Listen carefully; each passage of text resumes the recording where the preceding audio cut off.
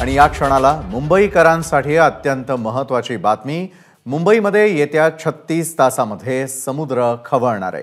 36 तासांमध्ये समुद्रात जास्त उंचीच्या लाटा उसळण्याची शक्यता आहे। भारतीय हवामानशास्त्र विभागाने हा इशारा दिलेला आहे। नागरिकांनी समुद्रात जाण्यापासून टाळायला हवंय। महापालिकेकडून देखील हे आवाहन करण्यात आलेलं आहे। वेदांत नेब आपले प्रतिनिधी या संदर्भात अधिक माहिती देतात।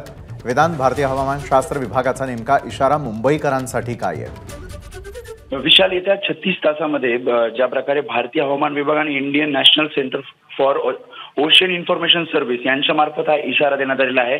36 तासांमध्ये उंच लाटा समुद्रात उसळू शकतात आणि त्यामुळे जे मच्छीमार असतील किंवा नागरिक असतील, जर ते समुद्रात जात असतील तर त्यांनी समुद्रात जाऊ नये अशा प्रकारचा इशारा देण्यात आलेला आहे।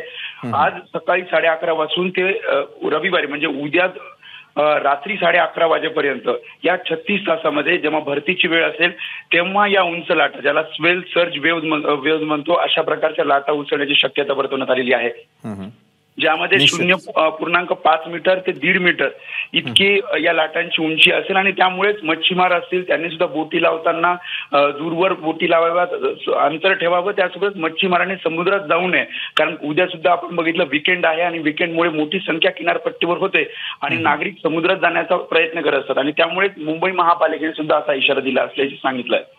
निश्चितच आहे, समुद्रात उसळणाऱ्या लाटा, मात्र याचा थेट परिणाम मुंबईच्या हवामानावर काही होताना पाहायला मिळू शकतो का वेदांत?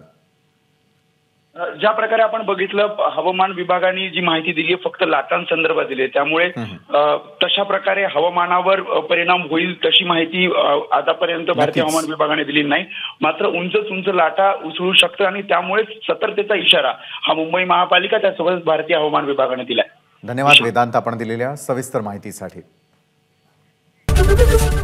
एबीपी माझा, उघडा डोळे बघा नीट।